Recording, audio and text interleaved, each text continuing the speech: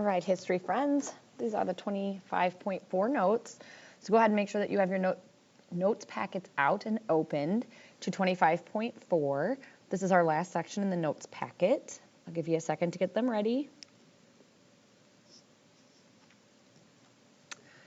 During the Great Depression, many Americans were struggling, right? We talked about how they lost their jobs and how there was kind of a domino effect that way because businesses had to close, and then more people lost their jobs. We talked about the stock market crash and the overproduction of things like cars and radios. And so during this time, most Americans are feeling kind of down about the way things are going in their life. And so this section is going to talk about how people kind of handled that. We looked at a lot of pictures when we did the rotation around the room.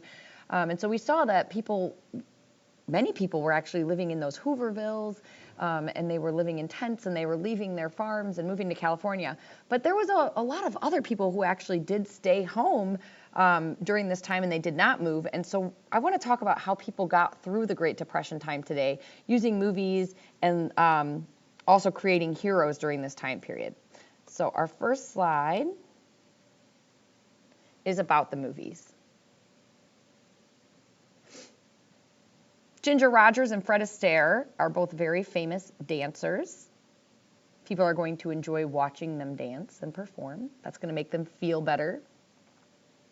Shirley Temple is going to play Orphan Annie. That's a very famous musical. It was also a movie during this time, and so people are going to watch her story. And it's a sad story about a young girl who was orphaned but ends up having a very happy ending.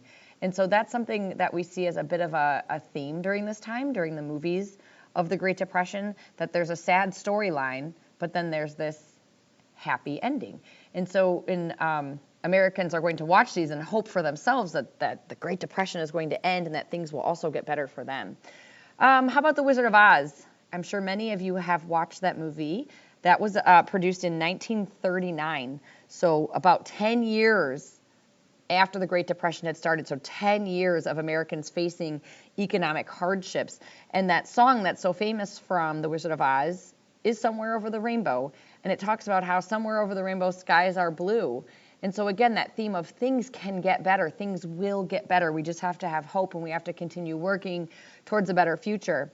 And then the last movie that's on here for you is Gone with the Wind, also made in 1939. It's actually set during the time period of the Civil War, but it gives this, like the theme in that movie is about survival. And really that's what people in the Great Depression were doing as well, was trying to survive. So the movies had this theme of things can get better, things will get better. There will be other heroes that come about in the 1930s. Joe Louis, the guy there on the upper left, is a very famous boxer. He's going to meet a German by the name of Max Schmeling. So he beats him in the boxing ring, and he becomes a national hero because of this. So keep in mind, my friends, that we had just beat, it'd been about 12 years since the end of World War I, but still, the Germans had been enemies of ours during that war. And then even during the Great Depression, the Germans are going to have this new leader who we're going to talk about in our next unit. I'm sure you've heard of him, Adolf Hitler. He starts saying that the Germans are the best at everything. And so when one of our American boxers beats the German boxer, that's a really big deal for America. The same is going to be true for 1936, the Olympics in Berlin.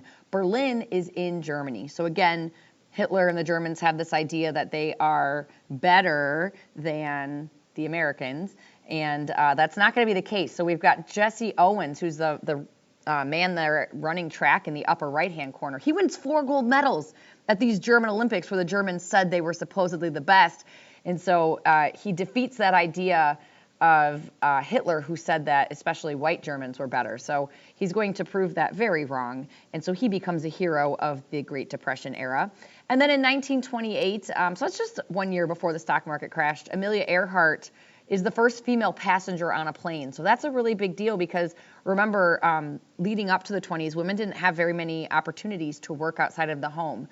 So here we see in 1928, she's actually a passenger on a plane, but then within the matter of 4 years, in 1932, she's flying the plane, and she's flying by herself all the way across the Atlantic Ocean. Sadly, in 1937, she will disappear.